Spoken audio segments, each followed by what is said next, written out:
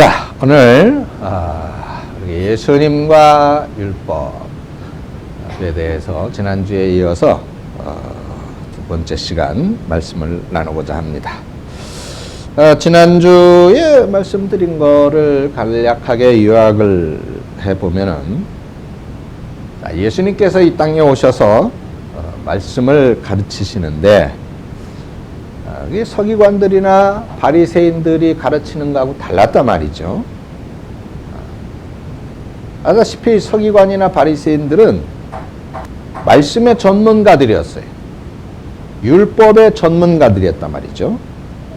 그런데 주님이 가르치시는 거는 전혀 이 서기관과 바리새인들하고는 달랐어요. 오히려 권세가 있었고, 또 율법에 대해서 아주 전혀 새로운 그런 해석을 해주셨단 말입니다. 그러니까 서기관과 바리새인들은 예수님에 대해서 이렇게 말했죠. 예수는 율법을 파괴하는 사람이다. 저거는 이 율법을 없애려고 하는 사람이다. 그렇게 말을 했어. 그러니까 주님께서 그들에게 나는 율법을 없애려고 온 것이 아니라 오히려 율법을 완전하게 하기 위해서 왔다라고 말씀을 하셨던 것입니다. 그래서 지난 주일날 제가 그 두 가지 맥락에서 이제 이런 맥락에서 두 가지로 말씀을 드렸어요. 첫째는 율법이 뭐냐? 율법. 그래서 넓은 의미와 좁은 의미로 말씀을 드렸죠. 율법. 하나님께서 우리에게 주신 계명인데, 모세오경, 창세기, 출애굽기, 레위기, 민수기, 신명기, 여기까지를 모세오경이라 한다. 이 율법을 우리가 흔히 말할 때 그렇게 말하는데, 넓은 의미로는 구약성경 전체다 라고 말씀을 드렸습니다. 두 번째로는, 그러면 율법과 관련해서 예수님이 이 땅에 오신 목적이 무엇이었느냐? 왜 예수님이 이 땅에 오셨느냐? 율법에서는 그 예수님의 오심을 무엇이라고 했느냐라고 하는 것을 말씀을 드렸죠. 자, 오늘은 세 번째 시간입니다. 자, 세 번째로 주님은 이렇게 율법에 대해서 말씀을 하신 후에 이제 제자들한테 오늘 본문에 보면 20절에 말씀을 하셨어요. 내가 너희에게 이르노니 너희 의가 서기관과 바리새인보다 더 낫지 못하면 결코 천국에 들어가지 못하리라. 절대로 못 들어간다는 얘기죠. 야, 그러니까 이 우리들의 의로움이 바리새인이나 서기관들보다 훨씬 나아야 된다는 거예요. 그러면 절대로 천국에 들어갈 수 없답니다. 못하면. 바리새인이나 서기관들보다 우리의 의가 더 낫지 못하면 천국에 들어갈 수 없다. 그러면 이 사람들의 의, 바리새인과 서기관들의 의로움, 의가 도대체 어떤 것이냐, 그리고 우리의 의는 어떤 것이어야 하는가 하는 문제를 오늘 이제 살펴보려고 하는 것입니다. 자, 먼저 20절 말씀에 나오는 그 용어 중에 이런 것들이 있어요. 의, 또 서기관, 바리새인, 이것을 우리가 알아야, 그래야 우리들의 의는 무엇인가를 알 수 있겠죠. 자, 먼저 의가 뭐냐? 국어사전에 보니까 의라고 하는 것은 사람으로서 지키고 행해야 될 올바른 도리라, 이렇게 정의를 해놨어요.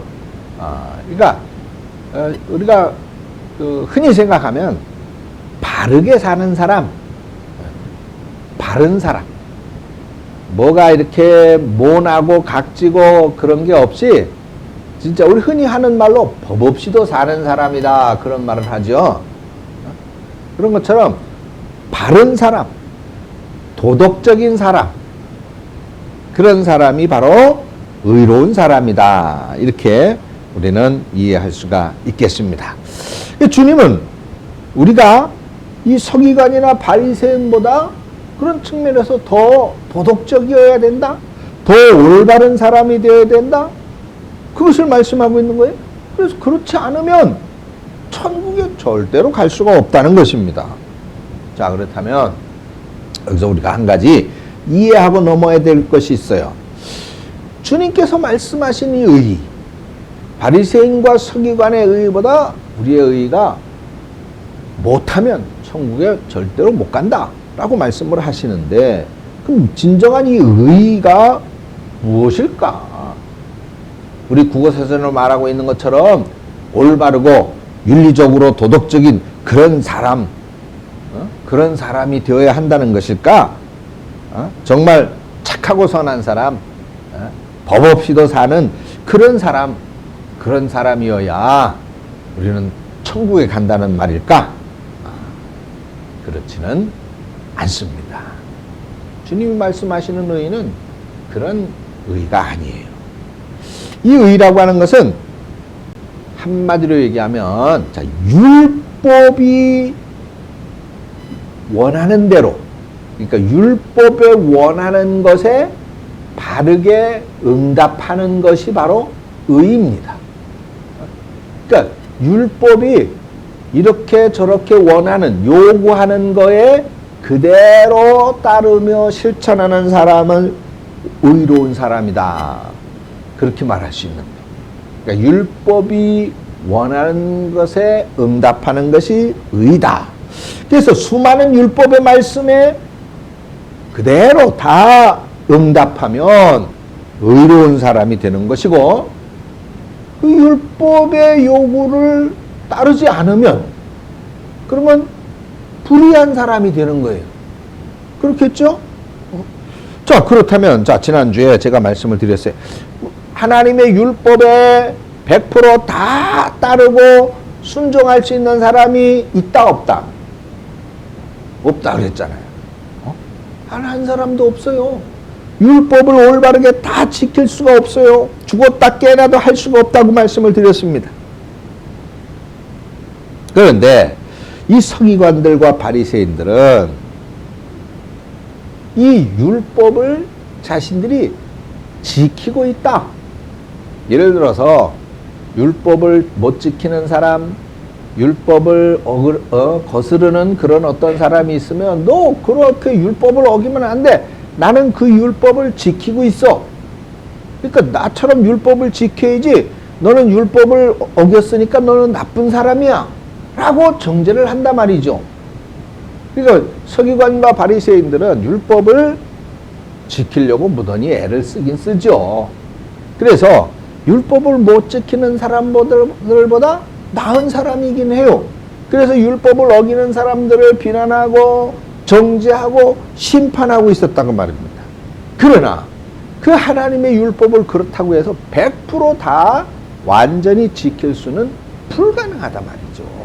그러니까 사람들 눈에는 보이지 않지만, 흔히 사람들 눈에서 발견할 수는 없지만, 바리새인과 서기관들도 결국은 안 보이는 곳에서, 어두운 곳에서, 사람들이 없는 곳에서, 자기 혼자만 있는 곳에서 율법을 어기고 있다라고 하는 것입니다.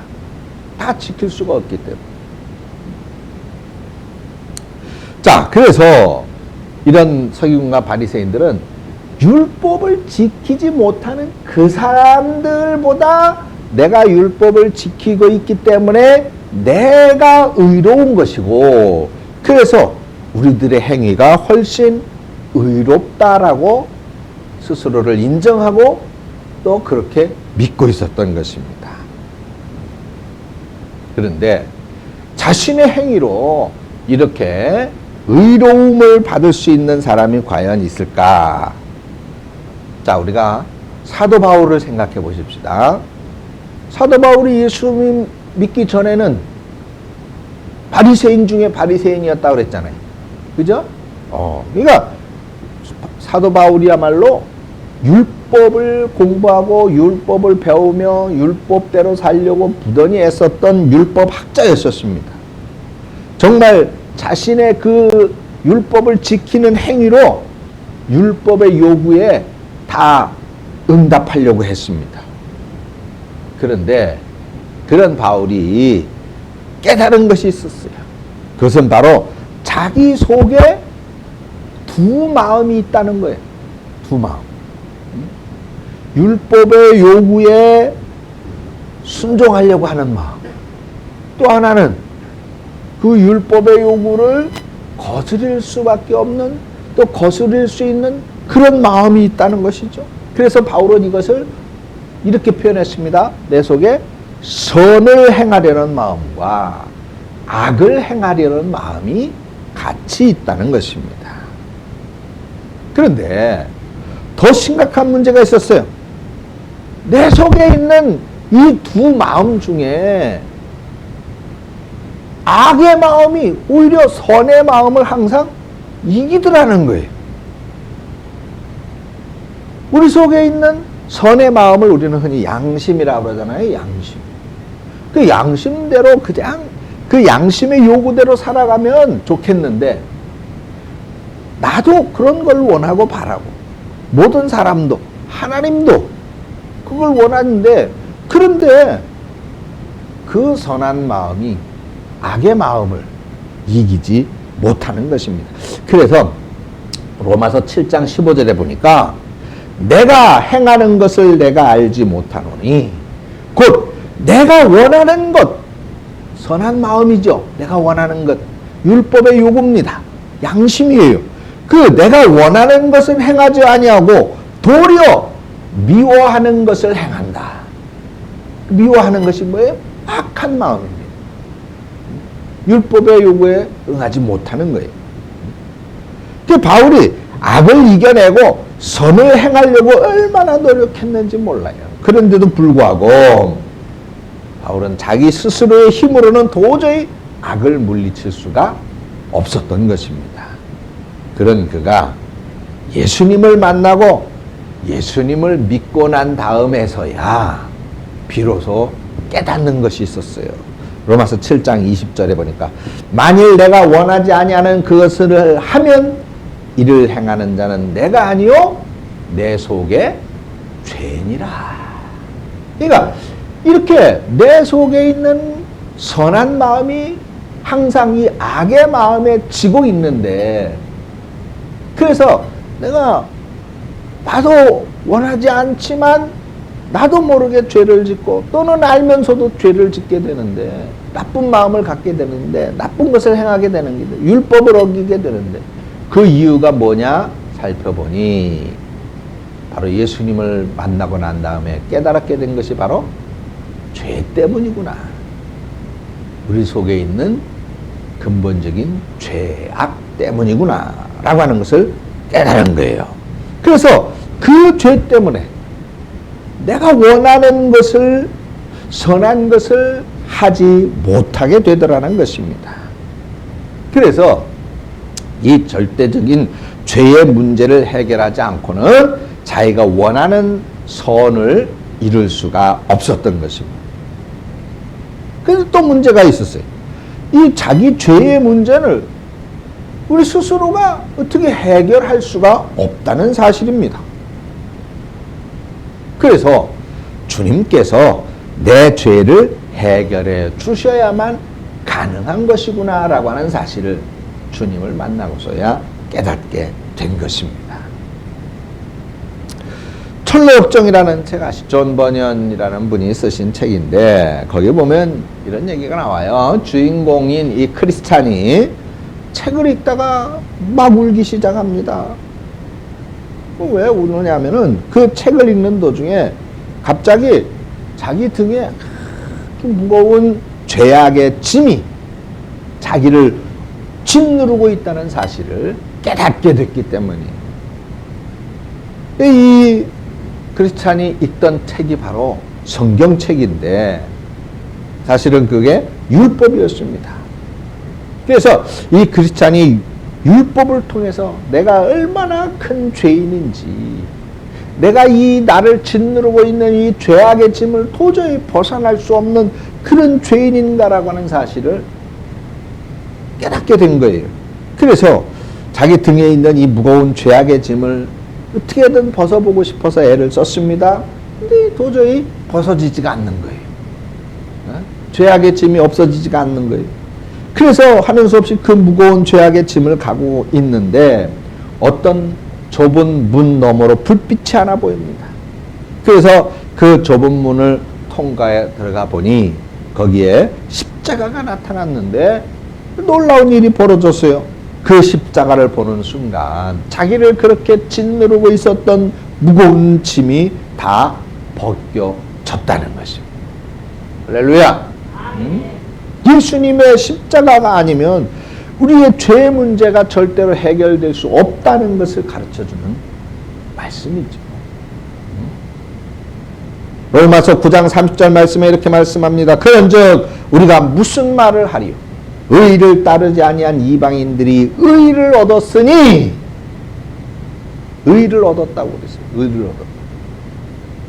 그 도대체 율법을 지키지 않았는데 어떻게 해서 의를 얻었느냐? 바로 곧 믿음에서 난 의다 라고 성경은 말씀합니다. 로마서 10장 3절입니다. 하나님의 의를 모르고 자기 의를 세우려고 힘써 하나님의 의에 복종하지 아니하였느니라. 자기 의를 세우려고 하나님의 의에 복종하지 않았다는 것입니다. 여기도 우리가 살펴볼 수 있듯이 두 가지 하나님의 의와 자기의 의가 있음을 볼 수 있어요. 자기의 의는 내 행위로 하나님의 요구를 지켜서 이루고자 하는 의, 내 열심으로 뭔가 하고자 하는 그런 것을 말하는 것입니다. 근데 로마서 3장 20절 말씀 우리가 다 잘 알죠. 율법의 행위로는 그 앞에 의롭다 하심을 얻은 육체가 단 하나도 없다고 말씀하고 있잖아요. 반대로 하나님의 의가 있어요. 하나님의 의는 무엇이냐? 그것은 바로 믿음에서 난 의라는 것입니다. 주님께서 십자가의 죽으심으로 인해서 우리의 모든 죄악의 문제를 해결해 주셨다. 이 무거운 죄악의 짐덩어리를 십자가의 예수의 죽으심으로 다 옮겨주셨다라고 하는 사실을 믿을 때, 그 사실을 믿을 때 이루어지는 의인 것입니다. 이 의는 우리들의 어떤 행위로 이루어지는 의가 아니에요. 하나님의 사랑으로 거저 주심으로 인해서 이루어지는 의이기 때문에 우리는 이것을 은혜라고 하는 것입니다. 은혜의 의인 거예요. 그래서 로마서 10장 4절에 이렇게 말씀했습니다. 그리스도는 모든 믿는 자에게 의를 이루기 위하여 율법의 마침이 되느니라. 할렐루야. 여러분, 무슨 문장을 쓰고 그 마침이 될 때는 그 문장을 끝마칠 때 맨 끝에다가 뭐예요? 점을 딱 찍죠?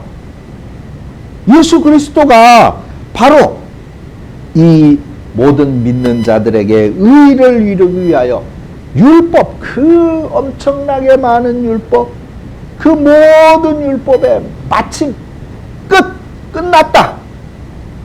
모든 믿는 자들에게는 이제 이 율법은 끝났다라고 마침표를 찍었다는 것입니다. 그래서 마침이 되었느니라 라고 말씀하고 있습니다. 이것이 바로 하나님의 은혜입니다. 우리는 아무것도 할 수가 없어요. 아니, 율법을 다 알지도 못해요. 뿐만 아니라 율법대로 다 할 수도 없어요. 그렇다면 우리는 영원히 죽을 수밖에 없는 거예요. 결코 천국에 갈 수가 없는 것입니다.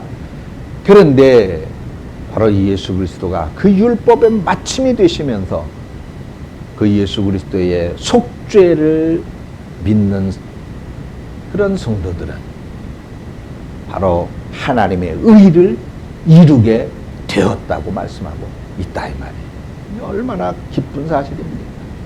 얼마나 놀라운 사실이에요. 여러분들의 의가 예수 그리스도 안에서 하나님의 요구대로 이루어진 줄을 믿으시기를 축원합니다. 두 번째로는 서기관이에요. 서기관들. 이 사람들은 바벨론 포로 이후에 율법책이 없어지기 때문에 율법을 이제 필사를 하기 시작을 했습니다. 성경을 베끼다 보니까 당연히 율법의 전문가가 됐겠죠. 그래서 이들은 율법학자예요. 율법을 연구하고 해석하고 가르치는 사람들을 이제 서기관들이라고 그럽니다. 그래서 이 서기관들이 지난주에 날 제가 말씀을 드렸어요. 율법을 이게 이렇게 그 원문, 그러니까 원리, 율법의 원리가 있으면 이제 그걸 어떻게 적용할 것이냐. 안식일을 지켜라. 그러면 그걸 어떻게 적용을, 그러면 안식일에 일을 하지 말아야 되는데 어떤 게 일이냐. 옷을 입고 마무리하면서 허리를 이제 그 띠를 매면 옷에, 그 이스라엘에서는 옷을 입는 작업의 마무리라고 그랬잖아요. 그것을 옷을 다 입는 것이 되는데 그 띠를 매서도 안 돼. 그것도 일이야. 허리에 매는 거. 그러니까 안식일을 지키려면 토요일 날 옷을 입고 자야 되는 거야. 아니, 금요일 날. 금요일 날 밤에 잠자. 이거 풀고 다시 입고 그러면 일하는 것이 되기 때문에. 그러니까 그런 것들을 해석해 놓은 것을 뭐라 그랬어요? 성경에서 장로들의 전통, 미시나라고 그랬다고 그랬죠? 미시나. 그게 바로 하나님의 그 율법의 원리, 그것을 토라라고. 그리고 그것을, 토라를 해석해서 규정들을 정해놓은 것을 미시나 또는 장로들의 전통이라고. 이게 서기관들이 만든 거다 그 말이에요. 서기관들이. 이렇게 율법의 전문가들입니다. 이 서기관들은 그렇다고 다른 민족이 아니에요. 이스라엘의 그 바리새인들이에요. 바리새인들 중에 이제 그렇게 율법의 전문가들입니다. 그들이 서기관들이었어요. 그리고 이제 이 바리새인들은 뭐냐? 예수님 당시에 이스라엘 사람들에게는 분파가 있었어요. 분파. 쉽게 얘기하면 우리나라도 그러니까 뭐 이씨, 박씨, 최씨, 뭐 조씨, 그 이씨 중에도 또 무슨 이씨 막 그렇게 많이 있잖아요. 그런 것처럼 이스라엘의 그 민족들에게 대표적으로 네 분파가 있었는데 바로 에센파라고 하는 것과 바리새파라고 하는 것과 사두개파라고 하는 그것과, 그리고 한 분파가 있는데 이 사람들은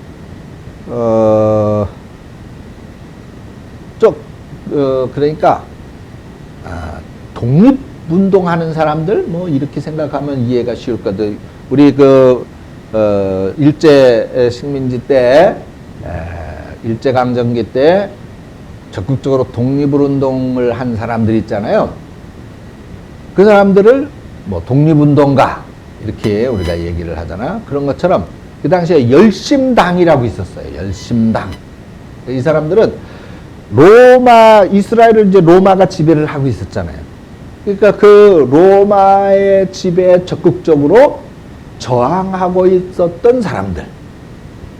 그래서 그 사람들은 항상 언제나 로마인을 만나면 살해하기 위해서 무기를 들고 다녔어요. 무기를 감춰가지고 다니고.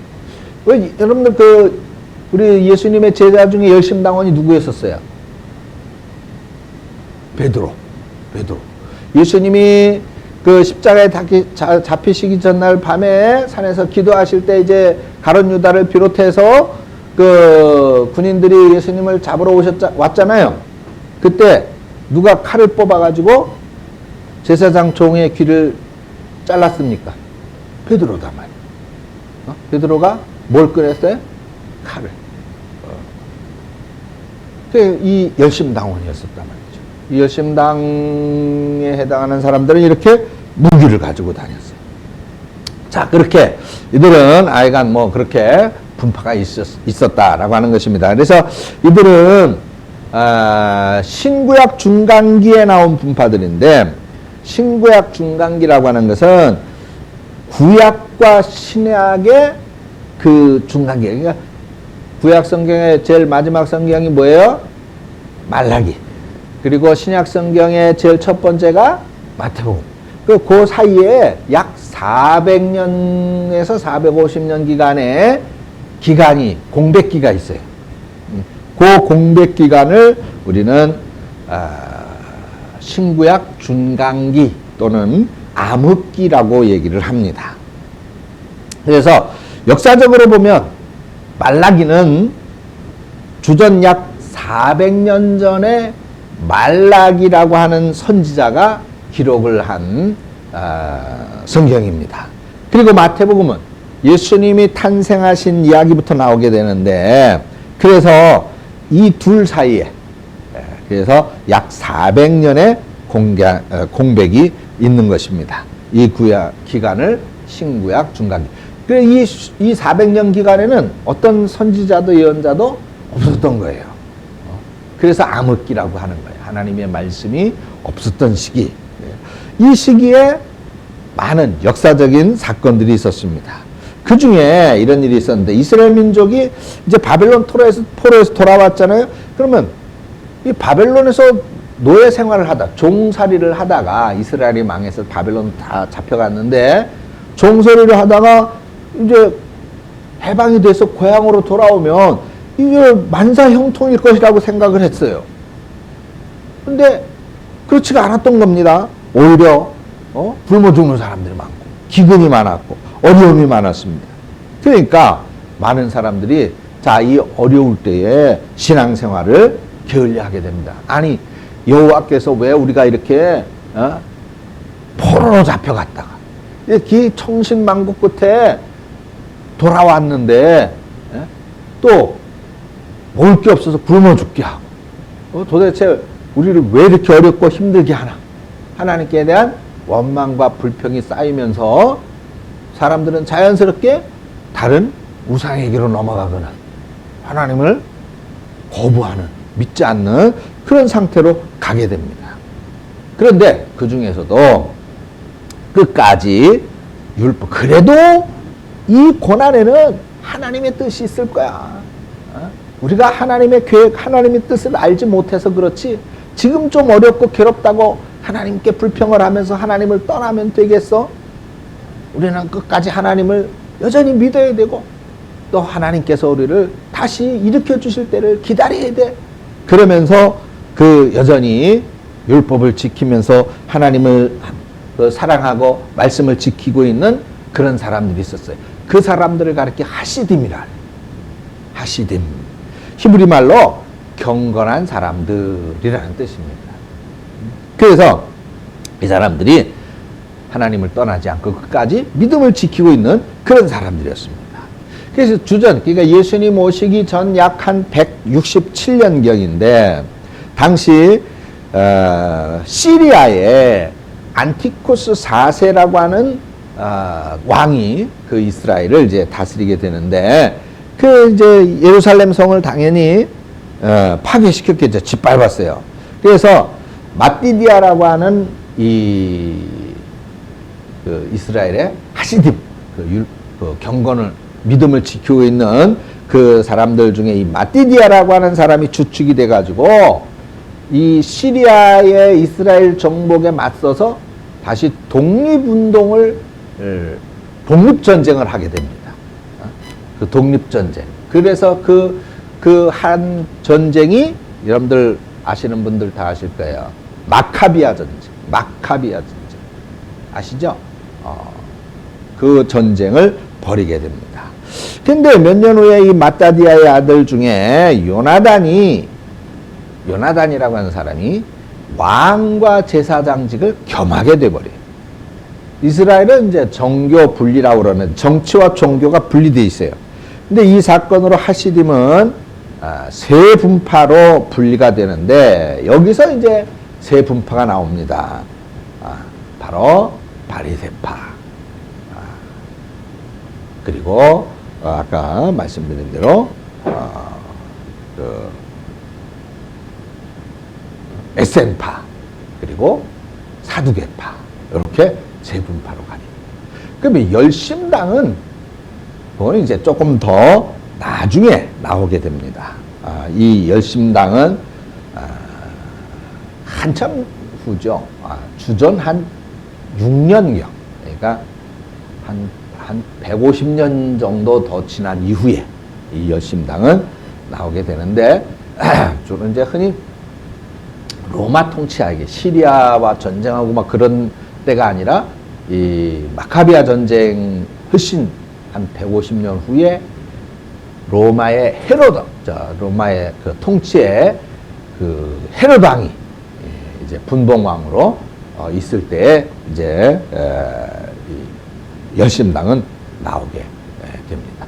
그래서 그 이스라엘의 그 분파가 그렇게 형성이 돼 있었습니다. 자, 그런데 이제 다시 조금 더 다시 거슬러 올라가면 이제 이후 그 요나단이라고 하는 사람이 왕과 제사장을 이제 겸하게 됐다 그랬잖아요. 그런데 그렇게 하면 안 된다. 왕하고 제사장은 당연히 분리되어 있어야 된다라고 강력하게 주장하는 그런 사람이 생겨나게 되겠죠. 반면 왕과 제사장 다 지도자인데 굳이 그렇게 분리해서 따로 할 필요가 뭐 있냐. 왕이면 제사장도 같이 겸해서 같이 하나님으로부터 기름 부음 받은 사람인데 해도 괜찮다, 좋지 않겠느냐. 그래서 그런 것에 찬성하는 사람들을 우리가 사두개파 사람들이라고 말을 합니다. 이 사두개파 사람들은 결국 왕의 비호를 받으면서 성전에서 있었던 사람들, 그러니까 주로 기득권자가 되겠죠. 그리고 이제 금방 말했던 이 사람들에 대해서 반대하는 사람들, 왕은 왕이고 하나님 앞에 제사장은 따로 영적인 그런 권능을 갖고 따로 가져야 된다라고 주장하고 있는, 그러니까 요나단에게 반대하는 그 사람들을 에센파라고 그랬습니다. 그래서 이 사람들은 당연히 사두개파는 왕 쪽에 붙었으니까 왕의 비호 가운데에 기득권자가 되고, 에센파는 왕에게 반대하니까 어떻게 되겠어요? 핍박을 받겠죠. 왕이 그렇게 하는 거지 왜 말이 많어, 그러면서 핍박을 하니까 이 사람들은 이제 도망을 갈 수밖에 없었습니다. 그래서 사해바다 쪽으로 또 광야 쪽으로 그렇게 들어가서 이제 숨어 살게 돼요. 그러면서 그들끼리 이제 집단 생활을 하게 되는데, 여러분들 아는 그 유명한 쿰란 집단 생활을 하는 사람들, 쿰란 공동체, 쿰란 집단 사회를 하는 사람, 주로 막 동굴 같은데 파가지고 그 속에 숨어서 그렇게 사는 그 사람들을 말합니다. 그래서 이런 사람들이 이제 그렇게 극명하게 나뉘고, 세 번째는 이 요나단의 이런 태도에 대해서 중간 뭐 그래도 괜찮고 저래도 괜찮고, 우리는 우리 자신만 지키고 있으면 된다. 우리들의 의의만 바로 세우면 된다. 우리는 정치적으로 그렇게 하고 여기 편 저기 편 따지지 않겠다라고 했던 사람들이 바로 이 바리새파입니다. 그러니까 적극적으로 에센파 사람들처럼 반대하지도 않고 사두개파 사람들처럼 적극적으로 또 찬성하지도 않았죠. 그래서 이들은 우리들의 믿음만 지키면 돼. 그러니까 이 사람들은 적극적으로 뭐만 연구했겠어요? 율법만 연구한 거예요. 그러니까 고향으로 내려가서 땅 파고 밭 갈고 농 갈고 살면서 늘 율법을 연구하면서 마을 사람들을 가르치게 됩니다. 그러니까 율법을 연구하고 가르치고 그러다 보니까 율법 전문가가 됐겠죠? 또 그렇게 율법만 연구하면서 살게 되다 보니까 율법을 우리들의 생활에 어떻게 적용시킬 것인가에 대해서 세부 조항들을 만들기 시작을 해요. 그래서 그것이 바로 미시나, 장로들의 유전, 전통, 미시나가 탄생하게 되고, 또 여러분들 잘 아는 탈무드가 거기서 나오는 거예요. 탈무드도 이 바리새파에서 만들게 됩니다. 아무튼 배경 설명이 좀 길어졌는데 좀 이스라엘사에 대해서 예수님께서 왜 이 말씀을 하셨는가를 우리가 이해하려면 이걸 조금 이해를 하기 때문에 해야 되기 때문에 이렇게 이 신약의 배경에 대해서 설명을 했습니다. 자, 그러면 자, 서기관과 바리새인의 의의가 뭐냐? 먼저 하나님을 의식한 의의가 아니라 사람을 의식한 의의다. 이렇게 말할 수 있습니다. 누가복음 16장 14절 15절만 이렇게 기록되어 있어요. 바리새인들은 돈을 좋아하는 자들이라. 예수께서 이르시되 너희는 사람 앞에서 스스로 옳다는 자들이나 너희 마음을 하나님께서 아시나니. 마음. 사람 중에 높임을 받는 그것은 하나님 앞에 미움을 받는 것이니라 그랬어요. 그러니까 한마디로 얘기해서 이 바리새인들은 아니 율법을 연구하고 야 우리는 믿음을 지켜야 돼. 그게 제일이야. 아니 그렇게 시작을 했으면 하나님 앞에서 올바르게 살아야 되는데 그게 아니라 사람들에게 우리는 이렇게 한다. 우리는 이렇게 산다라고 하는 것을 보여주고자 했었던 그런 것으로 변해버렸다는 말이에요. 그래서 이 바리새인들은 예수님께서 그렇게 미워하셨던 거예요. 겉으로는 정말 경건하게 의를 이루면서 사는 것 같지만은 그러나 정말 하나님 앞에 바른 믿음이 아닌 사람들 앞에 보여주고자 했었던 것이다 말이죠. 그래서 예수님께서 이 바리새인들의 특징을 한마디로 그야말로 내려치신 그런 내용이 있어요. 여자를 보면 음욕을 품으면 그게 뭐가 된다 그랬어요? 그게 바로 간음이다 그랬거든요. 예수님께서. 그래서 그 바리새인들은 나는 한 여자만 데리고 살지, 나는 처벌 안 둬. 나는 여자를 그 간음을 하지 않아. 그런데 마음속으로는 지나가는 뭐 예쁜 여자가 있으면 욕심이 생겼단 말이죠. 그래서 예수님은 그 당시에 바리새인들 중에 땅을 보지 않고 하늘만 보고 걷는 사람들이 있었다 그래요. 아예 나는 여자를 보지 않겠다. 여자를 안 쳐다보면은 그런 욕심이 안 생길 거 아니야. 그러면서 하늘을 보고 걸었대. 하늘을 보고. 그런 사람들 때문에 그 당시에 당연히 하늘을 보고 걸으니까 뭐에 걸려서 넘어지거나 어디 부딪히겠죠. 그래서 바리새인 중에는 맞박에 상처 있는 사람들이 많았대. 이마가 터져가지고 가서 부딪히고 넘어지고 자빠지고 그래요.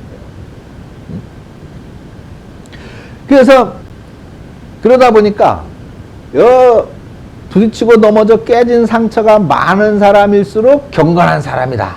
또 그렇게 인정이 됐었다네. 또 바리새인들 중에 오히려 이제 하늘만 쳐다보는 사람이 있는가 하면 허리가 굽은 사람도 있었대요. 허리가 굽은 사람. 이게 뭐 천성적으로 이제 곱추라 그러죠. 곱추. 그런 그 곱수가 아니라 늘 사람은 하나님 앞에서 겸손해야 되느니라 그랬기 때문에 겸손해야 된다. 그냥 하루 종일 허리를 굽히고 사는 거예요. 겸손해야 된다고.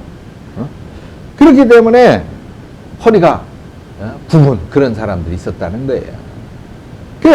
하나님이 아니에요. 사람들을 바라볼 때 종일 허리 구부리고 살아가는 사람이 있어요. 야, 저 사람 참 믿음 좋은 사람이야. 저 사람 참 겸손한 사람이야. 그렇게 인정받기 위해서 그렇게 허리를 굽히고 사. 자, 저 사람은 정말 경건한 사람이야. 하루 종일 막 여자 안 쳐다보기 위해서 하늘 쳐다보고 사는 사람. 그래서 주님께서는 이 하나님 앞에서 그렇게 살아야지. 사람들 눈에 보여지기 위해서, 사람들에게 인정받기 위해서 그렇게 사는 것은 가짜다. 가짜. 그래서 예수님은 이들을 아주 책망을 하셨죠. 외식하는 서기관과 바리새인들아 그랬어요. 외식하는.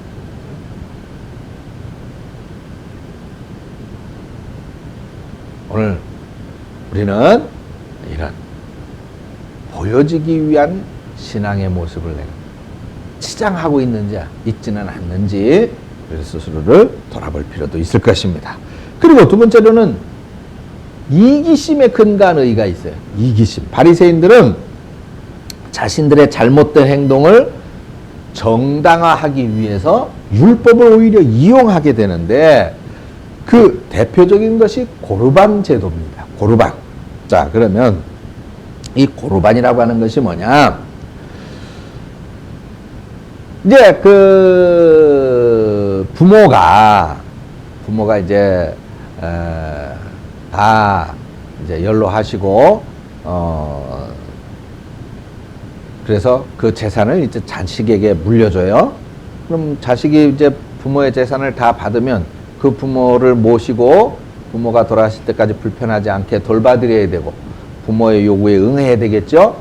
그런데 그렇게 해서 재산을 물려받은 자식이 부모를 돌봐야 되는데 부모를 돌보기가 싫은 거야. 그래서 하나의 선언을 하게 되는데 내 재산은 고르반이 뭐냐면 하나님께 바쳐진다 그런 의미입니다. 그래서 내 재산은 고르반입니다 라고 하면 하나님께 바쳤습니다 라고 선언하면 그러면 이게 하나님 것이 되기 때문에 내가 갖고 있어도 하나님 거예요. 그러면 부모를 안 모셔도 돼. 부모를 부양할 책임이 없는 거예요. 내가 부모의 재산을 받았다고 부모를 도와드릴 필요가 없는 거예요. 나도 아무것도 없기 때문에 하나님께 바친 것이기 때문에.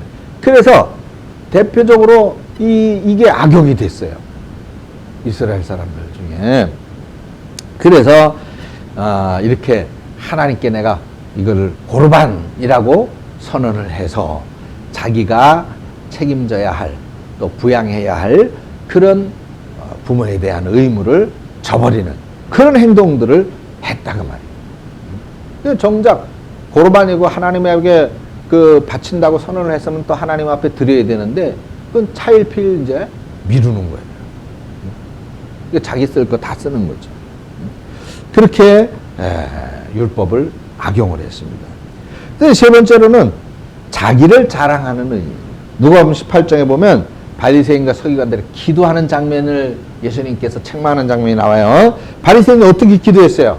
길가에 사거리 사람들이 많이 다니는데 그때 이제 가만히 있다가 사람들이 뭐 이렇게 좀 많이 지나간다. 그럼 갑자기 두 손을 번쩍 들고 여호와여 나의 기도를 들으시옵소서. 나는 일주일에 3번씩 금식을 하고 내가 가난한 사람들을 위해서 내 재산을 나누어서 그들을 도와주고 그러면서 나는 주님 앞에 11조를 하고 그럼 기도하는 거예요. 사람들이 있을 때. 사람들이 다 지나가고 없으면 이제 또 가만히 앉아있고. 그 순전히 사람들에게 보여주기 위해서 기도하는 겁니다. 그러면서 하나님 나는 저 죄악으로 물들어 있는 세리들하고는 다른 사람입니다.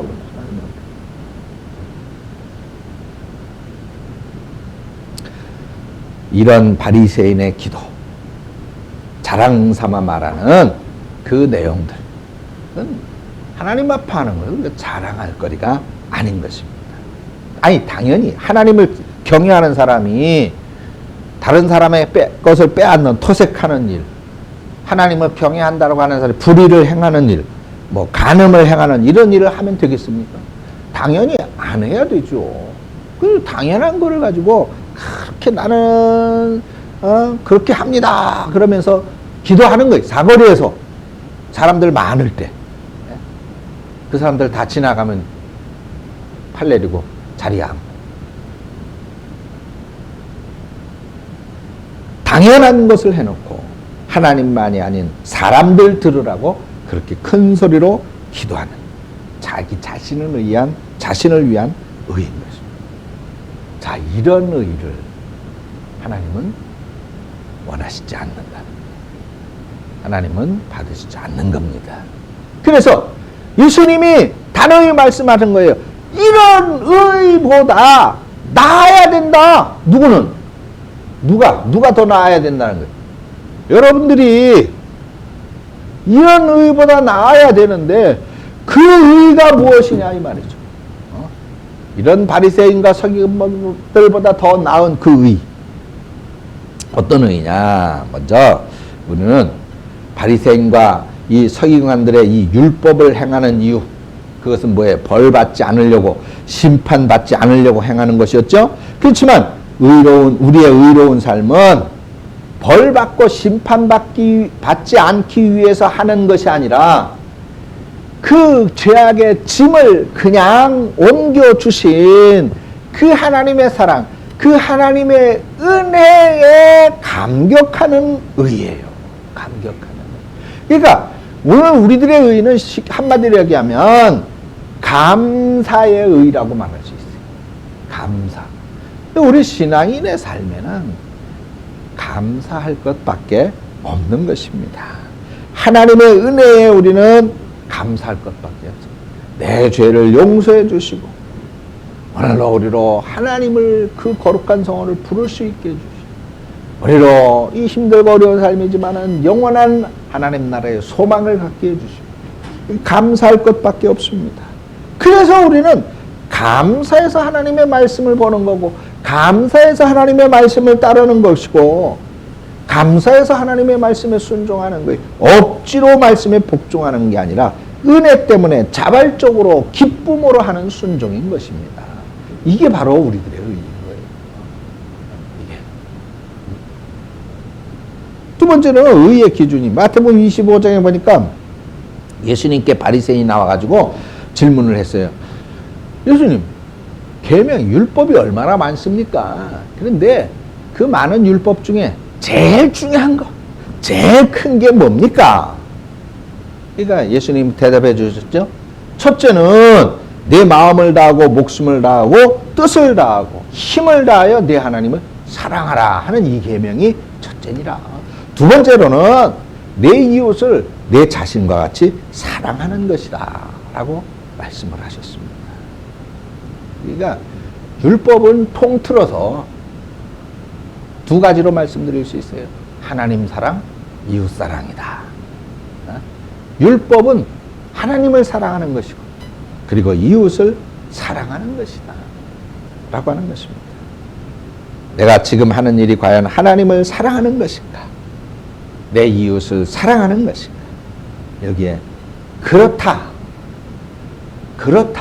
라고 하면 올바른 것입니다. 여러분들은 분명 서기관과 바리새인보다 나은 의의 사람들입니다.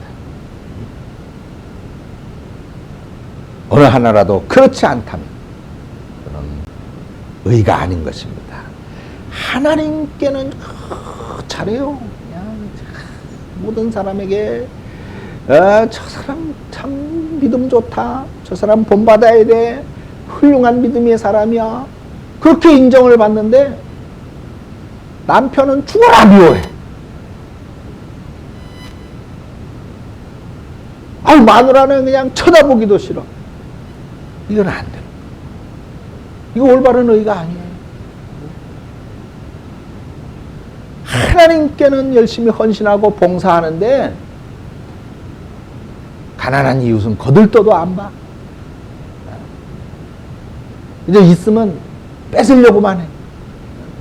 주머니에 집어넣으려고만 해. 이건 아니에요. 그러면 안 돼. 이건 잘못하는 겁니다. 하나님을 사랑한다면 내 가족도 내 이웃도 사랑해야 되는 거예요.